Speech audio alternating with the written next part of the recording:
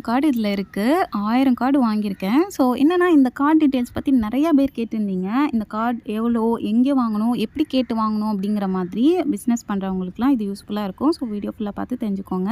So நம்மக்கிட்ட நெறைய பேர் மெசேஜஸில, கமெண்ட்லலாம் கேட்டுட்டே இருப்பாங்க. ஸோ அதுக்காக தான் இந்த வீடியோ.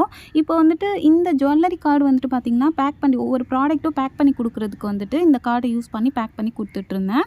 ஸோ ஃபஸ்ட்டு நான் வந்துட்டு இன்ஸ்டாகிராமில ஒரு பேஜில தான் ஆர்டர் பண்ணி வாங்கினேன். அவங்ககிட்டயே பேட்டர்ன்ஸ் இருக்கும். பேக்ரவுண்ட் டிசைன் எந்த மாதிரி வேணும்னு. இல்லைனா நம்மளே கூட சொல்லலாம். எந்த மாதிரி பேக்ரவுண்ட் வேணும் டிசைன் பண்ணி கூட குடுக்கலாம்.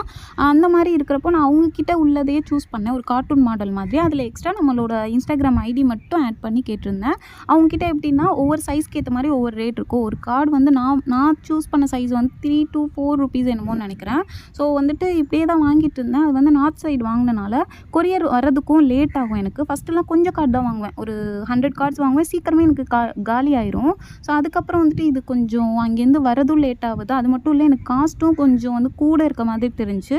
ஏன்னா ஒவ்வொரு ப்ராடக்ட் உள்ள இந்த கார்டு வைப்போம்னா அப்போ வந்துட்டு நமக்கு கொஞ்சம் ப்ராஃபிட் வந்து இதாகிற மாதிரி இருக்கும்னு சொல்லிட்டு இங்கே எங்கேயாவது விசாரித்து பார்ப்போம் அப்படின்னு சொல்லிட்டு நினச்சேன். ஸோ அதே மாதிரி என்னோடய அத்தாட்ட, அதாவது என்னோடய ஃபாதர்கிட்ட வந்து கேட்டப்போ இந்த மாதிரி விசிட்டிங் கார்டில் அடித்தோம்னா மொத்தமாக அடிக்கிற மாதிரி இருக்கும். அது வந்து இந்த ரேட் வரும் அப்படின்னு சொன்னாங்க. 1000 கார்டு வந்து நான் அடித்தேன். 900 சம்திங் வந்துச்சு. அப்போ ரொம்ப பரவாயில்லையே அப்படின்னு சொல்லிட்டு ₹1 கூட இல்லை ஒரு கார்டு அப்படின்னு சொல்லிட்டு 1000 கார்டு மொத்தமாக வாங்கிட்டேன். அதில் வந்துட்டு பார்த்திங்கன்னா இன்ஸ்டாகிராம் ஐடி கூட சேர்த்து வாட்ஸ்அப் நம்பர் லோகோ போட்டும் ஆட் பண்ணி வாங்கிட்டேன். நான் ஆல்ரெடி வந்து ஃபோனில் டிசைன் வச்சுருந்தேன். அதை அனுப்பி கொடுத்தோன்னா அவங்களே கொடுத்துட்டாங்க. கரெக்டாக இப்போது என்னோடய மேரேஜுக்கு கொஞ்ச நாள் முன்னாடி தான் வந்துட்டு இந்த கார்டு 1000 கார்டும் காலியாச்சு. ஸோ அதுக்காகவே நான் வந்து ஆர்டர்ஸ் எல்லாம் எடுக்க சீக்கிரமாகவே ஸ்டாப் பண்ணிட்டேன். அதுக்கப்புறம் வந்துட்டு சென்னைக்கு வந்ததுக்கப்புறம் திரும்ப நம்ம கார்டு அடிக்கணும். அதே மாதிரி விசிட்டிங் கார்டு கிடைக்கல தான் அடிக்கணும்னு தெரிஞ்சு போச்சு. ஸோ நானும் என்னோடய ஹஸ்பண்டும் இந்த மாதிரி போய் கேட்டப்போ வந்துட்டு 1000 கார்ட்ஸ் வந்து 800 ரூபீஸ்ன்னு சொன்னாங்க. அதோட கம்மியாக இருந்துச்சு.